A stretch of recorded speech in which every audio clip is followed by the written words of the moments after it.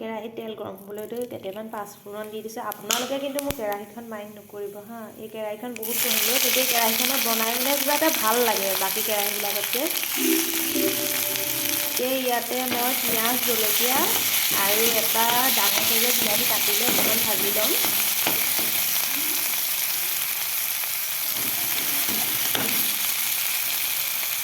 এতিয়া ইয়াতে মই বাবৰি শাকখিনি দি দিম।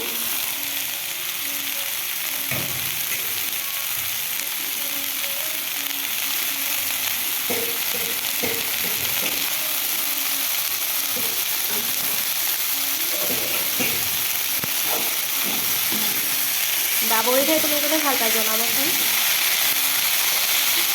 বাবৰি খাব লাগে বোলে, বাবৰিয়ে হয়নে নহয় নাজানো বাৰু, গাৰ বিষ কমাই বোলে আৰু বহুত জ্বৰ কাহ সেইবিলাকতো উপশম কৰে। এতিয়া মই ইয়াত আন্দাজমতে নিমখ হালধি দি দিলোঁ আৰু।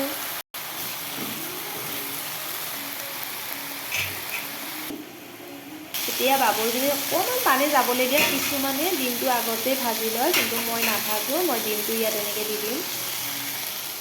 মই 2টা ডিম ভাঙি লৈছোঁ।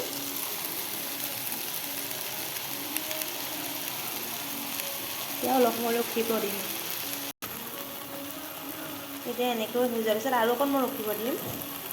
এতিয়া ডিমখিনি অকণ শুকাব ধৰিছে, এতিয়া মই ডিমখিনি ভাঙি দিম।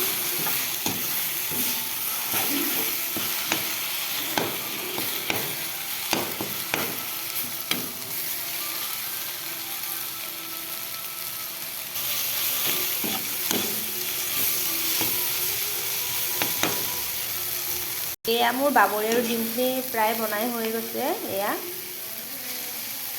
আপোনালোকে যদি ভিডিঅ'টো চাই মোৰ ভাল পালে কমেণ্ট এটা কৰিব। আজিলৈ আহিছোঁ, বাই বাই।